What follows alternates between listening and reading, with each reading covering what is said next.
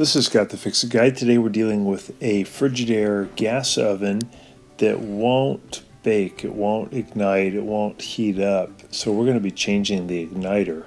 So first thing, let's unplug it or turn off the breaker. Make sure we don't have power going to it. We're going to pull out these racks. They just pull straight out towards you. It's just a little cookie sheet. Just going to lift up a little bit at the end to get them out. And then we're going to remove a couple of standard head screws in the back left and back right corners. That's holding on the bottom plate. And once we get the bottom plate off, we'll have pretty good access to the igniter. So we're just going to loosen it up a little bit with the standard head screw, and then we're going to spin them out. They're kind of long screws, they're about an inch long, inch and a half. They should come right out. And then we'll grab the bottom plate near the back and we'll lift it up to about 45 degrees, and then we can pull the front out of the lip. So we lift it and then pull out the front lip. There we go. We got the plate out. And then this rusty looking thing is the heat deflector. We have one little nut holding it on, so we loosen it with the pliers, spin off the nut, and just lift the heat deflector off. And then we have the burner tube, our Venturi tube, and the igniter sitting right in front of us. And we got to remove a couple of 1/4 inch screws that are holding on the old igniter. One way you can make sure it's the igniter before replacing it is when you turn it to bake, you should hear the controller at the top have a little bit of a clicking sound, a relay sound, and that's sending power down to the igniter. But if the igniter is weak, it won't light up. So we're going to spin off the old igniter, 2 1/4 inch screws. Sometimes you can put a little oil on the threads to make it come off easier. Then I'm going to cut those wires off the old igniter, and then I'll be splicing in new wires from the new igniter. There's the old one. They last about maybe 8 years. And then here's the new one. It's a Frigidaire Electrolux, and we're going to pull it out. It comes with 2 ceramic wire nuts, which are really cool. They can get very hot and they won't melt. And these wires are already spliced. I'm just going to spin them so that they aren't frayed at the end. And then I'm going to strip off the wire that brings power to the igniter. There's 2 wires. I'll strip off about a 1/4 inch of the insulation off both of those wires. And then you can hook either one of those wires up to either igniter wire. There's no polarity issue. Either way is going to be fine. It won't short circuit, it won't cause any trouble. So either igniter wire to either of the oven power wires. So we're going to put those 2 together, and then we're going to tighten the ceramic wire nut on there as tight as it'll go, righty-tighty. We'll do that with the other wire also. Just make sure you have a really tight connection.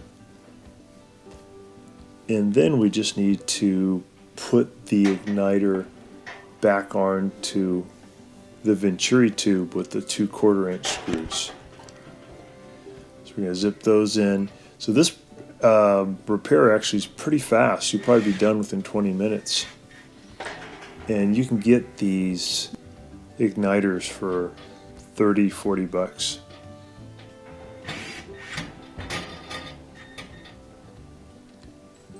We're going to show the part number for this here at the end of the video. So I'm just going to tuck away those wires, kind of get them out of the way so they're not interfering with the broiler pan. I'm going to set it for bake, and then we're going to watch the igniter. Within about 60 seconds, we should see it start to glow hotter and hotter, eventually from red to orange to yellow to white hot, and then we should see the gas flow in and ignite. So it should be within about a minute. There we go. There's our ignition. Nice blue flame. So it's going to bake really good again. It's going to light quickly. There's going to be no gas smell. And that's how easy it is to do that repair. Also allows it to bake more evenly. So once it cools off here, we turned it off, we're going to put the heat deflector back on. And we'll put that little nut back on there too to hold it. Those heat deflectors are usually really rusty, but that's okay. They don't really, the rust doesn't really cause any trouble. They're just used to dissipate the heat so that the heat doesn't go straight up in the very middle of the oven, but spreads it out. So tighten that up, and then we'll put in the bottom plate. We're going to come in at 45 degrees. Back is up 45 degrees so we can get the front lip in there, and then we'll set it down. We'll take those 2 screws and spin them in by hand, and then we'll tighten them up with the standard head screwdriver.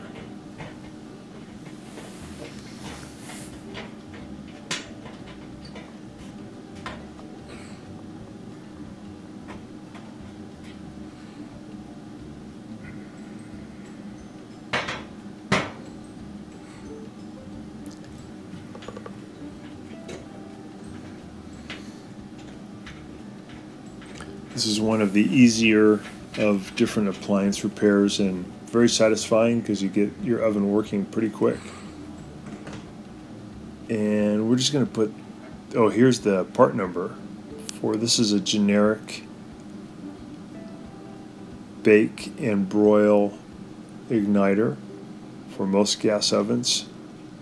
The GE ovens are a little bit different, but most of them use this flat igniter. The GE oven uses a round igniter. So we're just going to put the racks back in, put in the cookie sheet, close the door, and we'll take it up to 350 degrees to make sure that it's heating evenly and correctly. Set the temperature. If you ever want to see how it's doing, you can remove the broiler pan and kind of look up in, and you'll see the flame. So here's a broiler pan. We can see the igniter glowing, and there we have a nice blue flame.